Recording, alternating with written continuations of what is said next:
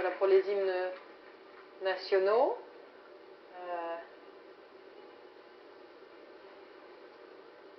Interprétés. Musique armée américaine. Et les chœurs étaient les chœurs de l'armée française qui ont chanté les 4 hymnes accompagnés par la musique américaine.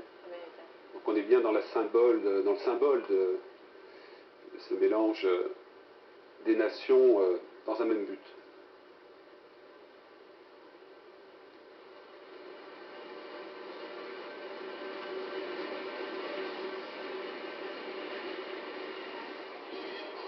President Obama, Your Royal Highness, Prime Minister Brown, Prime Minister Harper, President Sarkozy, distinguished guests. Votre Altesse Royale, Premier ministre Brown, Premier ministre Harper, Président Sarkozy, vous pouvez vous asseoir.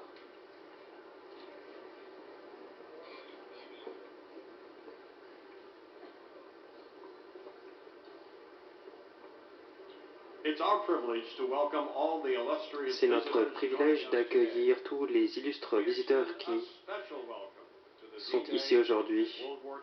Nous vous accueillons tout particulièrement les anciens combattants et leurs familles qui nous honorent de leur présence.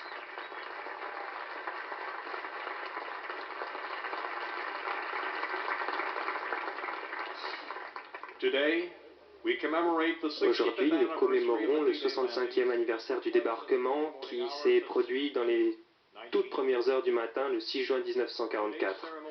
La cérémonie d'aujourd'hui rendra honneur aux soldats, aviateurs et marins qui ont sacrifié leur vie pour que d'autres puissent être libérés. Nous rendons honneur aux 3881 soldats qui ont perdu la vie à Omaha Beach et les 9387 morts enterrés ici. C'est un honneur pour nous d'accueillir les invités qui nous ont rejoints aujourd'hui. Nous souhaitons la bienvenue aux vétérans de la Seconde Guerre mondiale et du débarquement, ainsi qu'aux membres de leurs familles qui nous honorent de leur présence. Nous célébrons aujourd'hui le 65e anniversaire du débarquement qui eut lieu aux premières heures du 6 juin 1944. La cérémonie d'aujourd'hui honore la mémoire des soldats, des marins et des aviateurs qui ont consenti le sacrifice ultime pour que l'Europe soit libérée. Parmi ceux à qui nous rendons hommage figurent 3881 soldats qui ont donné leur vie lors du débarquement à Omaha Beach et 9387 morts américains qui sont enterrés dans ce cimetière. Mesdames,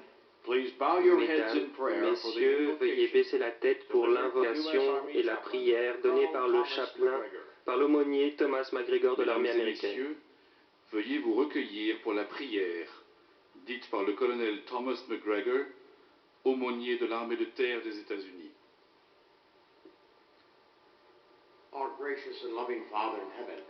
Notre Père qui es aux cieux, nous te demandons de nous bénir de ta présence pour cet événement significatif qui honore la vie des soldats des grandes nations ici représentées. Honore-nous de ta présence alors que nous rendons honneur aux soldats qui ont consenti le sacrifice ultime pour la liberté de la France et des nations alliées lors de la Deuxième Guerre mondiale. Car aujourd'hui, nous sommes sur un terrain sacré, parce qu'ici se trouvent les restes des héros et des guerriers dont les rêves ont connu une fin brusque et dont la vie s'est achevée.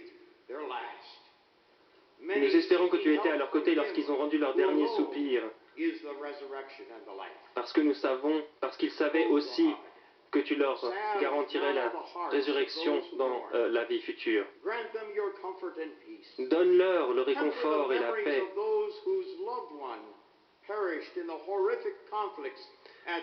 Apaise les souvenirs de ceux dont les proches ont péri sur les champs de bataille il y a tant d'années.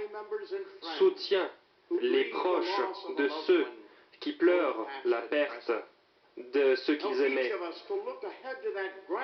maintenant et par le passé.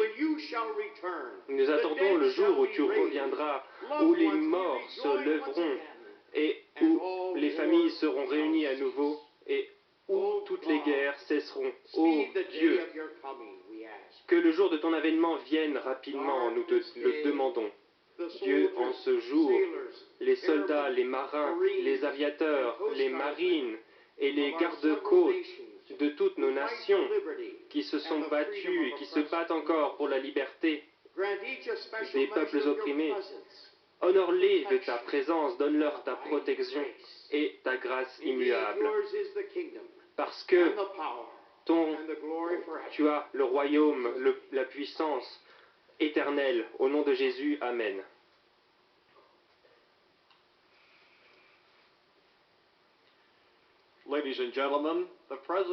Mesdames et messieurs, le président de la République française, M. Nicolas Sarkozy. Mesdames et messieurs, M. Nicolas Sarkozy, président de la République française. Monsieur le Président des États-Unis d'Amérique, Votre Altesse royale, Monsieur le Premier ministre du Canada, Monsieur le Premier ministre du Royaume-Uni, de Grande-Bretagne et d'Irlande du Nord, Monsieur le Premier ministre François Fillon, Messieurs les Présidents du Sénat et de l'Assemblée nationale, Mesdames et Messieurs, ils étaient 135 000 sur des milliers de bateaux. Ils formaient deux armées, l'une américaine, l'autre britannique et canadienne. Quelques heures plus tôt, Eisenhower leur avait souhaité bonne chance. Tous se taisaient. À quoi pensaient-ils, ces jeunes soldats, le regard fixé sur la mince bande noire de la côte qui émergeait peu à peu de la brume? À quoi pensaient-ils? À leur vie, si courte, aux baisers que leur mère déposait sur leur front quand ils étaient enfants, aux larmes retenues de leur père quand ils étaient partis, à celles qui les attendaient de l'autre côté de la mer? À quoi pensaient-ils, ces jeunes soldats dont le destin avait mis entre les mains le sort de tant de peuples? À quoi pensait-il, sinon qu'à 20 ans, il est bientôt pour mourir? Leur silence était comme une prière. Et face à eux, sur les plages, 50 000 Allemands les attendaient. Eux aussi, en silence. La veille, la résistance française avait dynamité 500 ponts.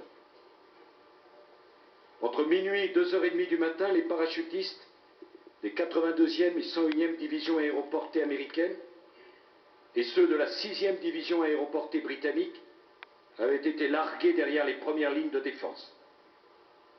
Entre 3h15 et 5h du matin, 5000 bombardiers avaient pilonné toute la côte.